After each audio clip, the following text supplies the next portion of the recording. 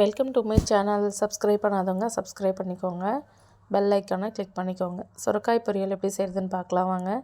ஒரு வானலில் எண்ணெய் விட்டு கடுகு பொரிஞ்சதும் வெங்காயம், கருவேப்பிலை, கொஞ்சம் சிறுபருப்பு ஆட் பண்ணிக்கோங்க. இதை போட்டு கலந்து விட்டு நல்லா வதக்கிக்கோங்க. 2 பச்சை மிளகா இதை போட்டு கலந்து விட்டு வதக்கிட்டு பொடியாக நறுக்கி வச்ச தக்காளி, 4 பல்லு பூண்டு சேர்த்து நல்லா கலந்து விட்டு வதக்கிக்கோங்க. நல்லா வதங்கி வந்ததும் 1/4 டீஸ்பூன் மஞ்சள் தூள், தேவையான அளவு உப்பு சேர்த்து நல்லா கலந்து விட்டுக்கோங்க.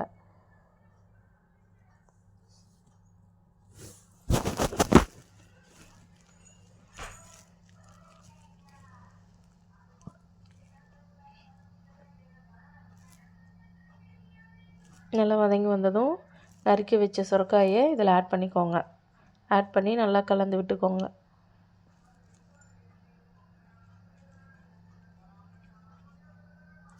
சுரைக்காயிலேருந்து தண்ணி ரிலீஸ் ஆகும். அந்த தண்ணியிலேயே நல்லா கலந்து விட்டு வதக்கிக்கோங்க.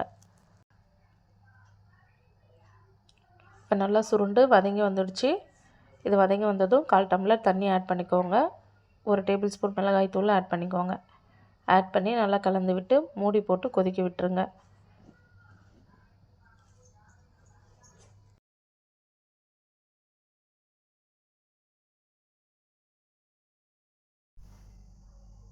நல்லா கொதி வந்ததும் கொத்தமல்லி இலையை தூவி இறக்குனா சுரைக்காய் பொரியல் தயார்.